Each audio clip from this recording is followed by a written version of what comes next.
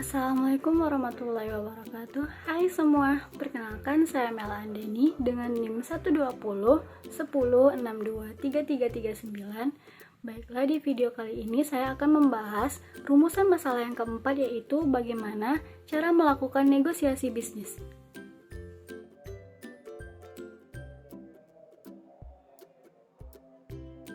Negosiasi adalah proses komunikasi dan transaksi antara dua belah pihak dengan tujuan, sudut pandang, persepsi, kebutuhan, dan motivasi masing-masing untuk mencapai kesepakatan yang saling memuaskan. Terdapat 5 karakteristik negosiasi. Yang pertama, melibatkan pihak-pihak yang mewakili diri sendiri, organisasi atau perusahaan. Yang kedua, mengedepankan tawar-menawar. Yang ketiga, menggunakan tatap muka. Yang keempat, mengandung konflik sampai terjadi kesepakatan. Dan yang terakhir, berhubungan dengan keadaan di masa depan. Kemudian terdapat 3 unsur-unsur negosiasi. Yang pertama, ketergantungan.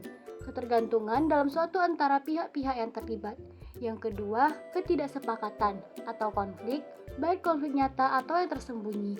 Dan yang ketiga, interaksi. Interaksi yang oportunistik atau setiap pihak yang punya keinginan untuk berusaha mempengaruhi orang lain. Kemudian terdapat 4 prinsip negosiasi. Yang pertama, memisahkan perasaan pribadi dengan masalah yang sedang dihadapi. Yang kedua, tidak fokus pada posisi tetapi pada kepentingan. Yang ketiga, menyusun alternatif pilihan sebelum membuat keputusan akhir.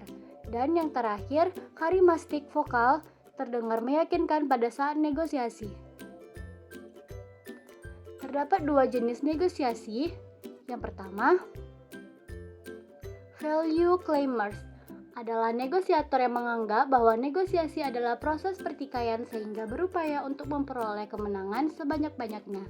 Yang kedua, value creator adalah negosiator yang menginginkan keuntungan bagi semua pihak dengan menciptakan nilai tambah dalam bernegosiasi.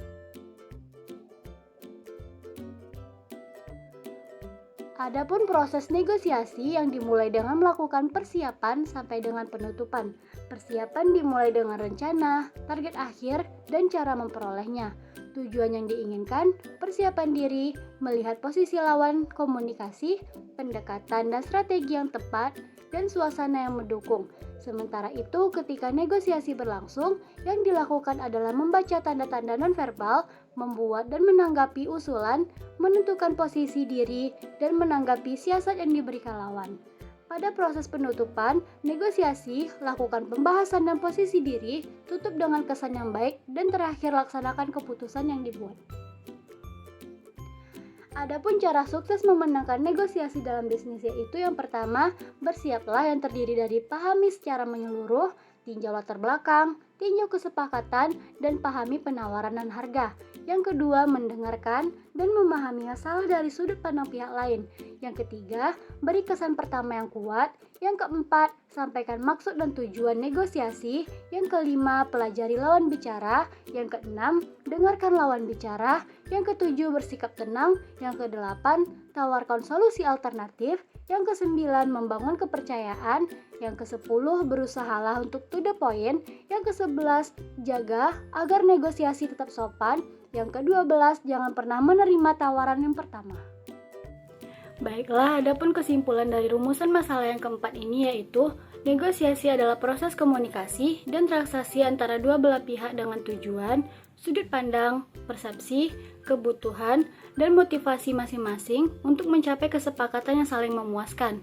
Cara sukses memenangkan negosiasi dalam bisnis ini yaitu yang pertama, bersiap, yang kedua, mendengarkan dan memahami masalah dari sudut pandang pihak lain, yang ketiga, berilah kesan pertama yang kuat, yang keempat, sampaikan maksud dan tujuan dari negosiasi ini, yang kelima, pelajari lawan bicara, yang keenam, dengarkan lawan bicara, yang ketujuh, bersikap tenang, yang kedelapan, tawarkan solusi alternatif, yang kesembilan, membangun kepercayaan, yang ke-10 berusaha untuk to the point, yang ke-11 jaga agar negosiasi tetap sopan, dan yang terakhir jangan pernah menerima tawaran pertama.